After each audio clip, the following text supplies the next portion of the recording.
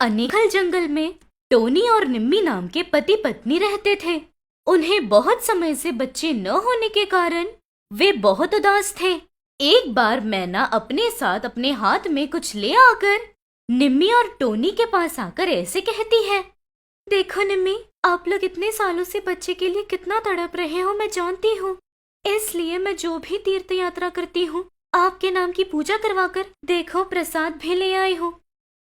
बहुत शुक्रिया दीदी, हमारी तकलीफों को समझा। हमारे बीच ये सब जरूरी है क्या? अच्छा, हमारे जंगल से 2 जंगल छोड़कर एक जंगल में एक माता रानी का मंदिर है। एक बार वहाँ जाकर आओ। माता रानी सबकी मनोकामना पूरी करती है। हाँ बिल्कुल जाएंगे दीदी। ऐसे बोलकर मैना के बताए हुए मंदिर में जाकर आते हैं टोनी और निम्मी दोनों। ऐसे मंदिर जाकर आने के कुछ ही दिन बाद निम्मी गर्भवती है ये बात जानकर ही अपने पति से बताकर बहुत खुश होती है। ए जी, हम माता पिता बनने वाले हैं। बहुत अच्छी खबर सुनाई है निम्मी। अब से न तुम कोई काम मत करना।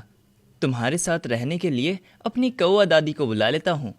ऐसे बोलकर कौवा दादी को खबर पहुँचाते ही कौवा दादी आकर ऐसे कहती है, मेरी प्यारी बच्ची, इतने समय बाद अच्छी खबर दी है। अब से तुम्हें कैसे रहना है मैं बताऊंगी। ऐसे कहती है। दादी के बताए हुए सारी चीजों का पालन करके 9 महीनों के बाद एक प्यारे से बेटे को जन्म देती है निम्मी गौरैया। ऐसे दिन गुजर रहे थे।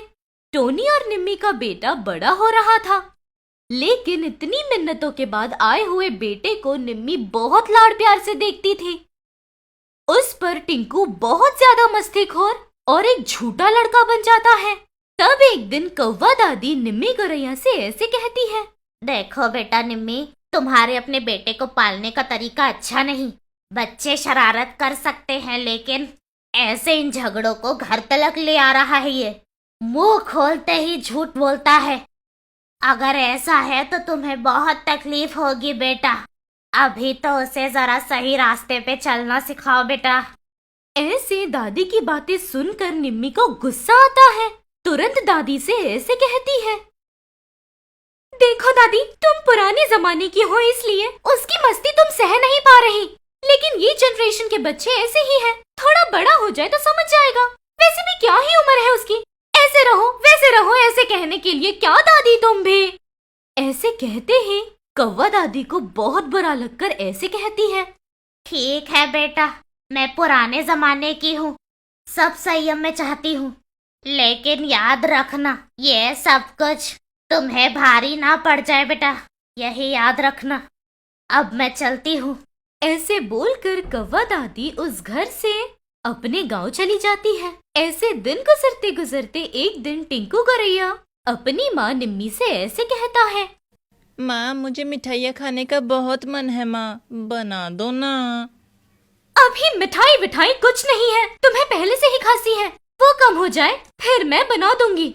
ऐसे कहती है। टिंकू को बचपन से ही बहुत ज्यादा लाड करने की वजह से अभी उसकी माँ का ऐसे अचानक से मना करना पसंद न आने पर टिंकू बाहर जाकर जंगल में सभी से ऐसे कहता है, सभी लोग सुनो, मेरा ना एक भाई या बहन आने वाला है। ऐसे कहते ही आसपास के लोग बहुत ज्यादा खुश होकर निम्मी के घर मिठाइयाँ ले जाकर ऐसे कहते हैं। एक कबूतर आकर निम्मी गौरैया से ऐसे कहती है, मतलब फिर से एक बार तुम्हें कैरी खाने का मन है? बहुत ज्यादा खुशी हुई। अभी दिन बहुत अच्छे हैं। अभी पैदा होने वाले बच्चे बहुत नसीब वाले होते हैं, और अगर लड़की हुई तो क्या ही बात है, तुम्हारे घर में लक्ष्मी देवी आएंगी। ऐसे बहुत खुश होते हुए कहती है। वो बात सुनकर निम्मी को कुछ समझ न आने पर ऐसे पूछती है, तुम किस बारे में बात कर रही हो चाची? क्या माँ बनना, लड़की, लक्ष्मी देवी क्या है? किस बारे में बात कर रही हो तुम? ये क्या, तुम माँ बनने वाली हो? ये तुम्हारे बेटे ने पूरे गांव भर फैला दिया। मतलब तुम गर्भवती नहीं हो? नहीं चाची, अगर ऐसा कुछ होता तो आपको बताती थी ना मैं। ऐसे अपने बेटे के कारनामे पर उसे गुस्सा आकर उसे बुलाकर ऐसे कहती है, क्या रे टिंकू, मैं माँ बनने वाली हूँ, ये सारे जंगल में फैला दिया, क्यों ऐसे किया बता? हाँ, तो जब तुमसे मिठाई मांगी तुमने मना कर दिया ना। ऐसे कहने पे सभी लोग मुझे मिठाइयाँ देंगे। वो तो मैं खा सकता हूँ ना।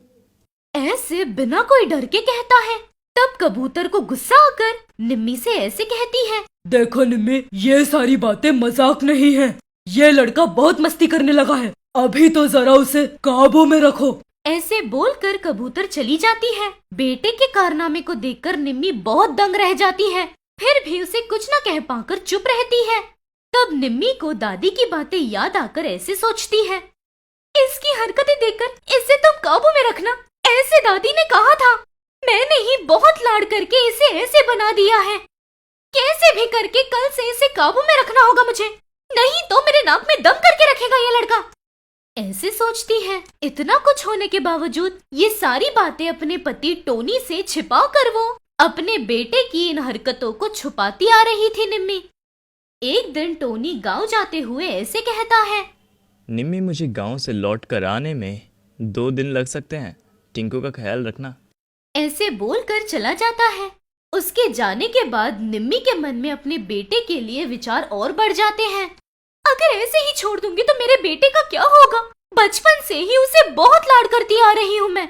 ऐसे बोलते हुए इतना ज्यादा सोचने पर निम्मी को हार्ट अटैक आता है। वो देखकर टिंकू अपनी माँ के पास जाकर ऐसे कहता है, माँ, क्या हुआ माँ? क्यों ऐसे तड़प रही हो तुम? ऐसे पूछने के बावजूद भी निम्मी जवाब देने की परिस्थिति में नहीं थी। बच्चा होने के कारण टिंकू को क्या करना है समझ नहीं आता, इसलिए बाहर जाकर कबूतर से ऐसे कहता है, नानी, मेरी माँ को कुछ हो गया है, नीचे गिरकर तड़प रही हैं। क्या रे टिंको, तुझे और कोई काम नहीं? मुंह खोलते ही बस झूठ। तेरी माँ ने तुझे बहुत लाड करके खराब कर दिया है एकदम। तेरी बातें मानकर यहाँ धोखा खाने वाला कोई नहीं है। चल जा यहाँ से। तो ऐसे गुस्सा करने पर टिंकू रोते हुए घर जाता है। वहाँ उसकी माँ छाती के दर्द के मारे तड़प रही थी। तब टिंकू अपनी माँ से ऐसे कहता है, माँ, तुम्हारी तबीयत खराब है ऐसे कहा तो कोई विश्वास नहीं कर रहा। सच है बेटा, झूठ बोलना गलत है। ये पहले ही सिखा दिया होता मैंने, ऐसे नहीं किया, इसलिए आज भुगत रही हूँ मैं। ऐसे बोलकर आंखें बंद कर लेती है वो देखकर टिंकू रोते हुए ऐसे कहता है, माँ, उठो ना माँ, मैं अब कभी झूठ नहीं बोलूंगा, तुम्हारी बात सुनूंगा माँ, उठो ना माँ, उठो। ऐसे रोने के बावजूद भी निम्मी उठती नहीं है।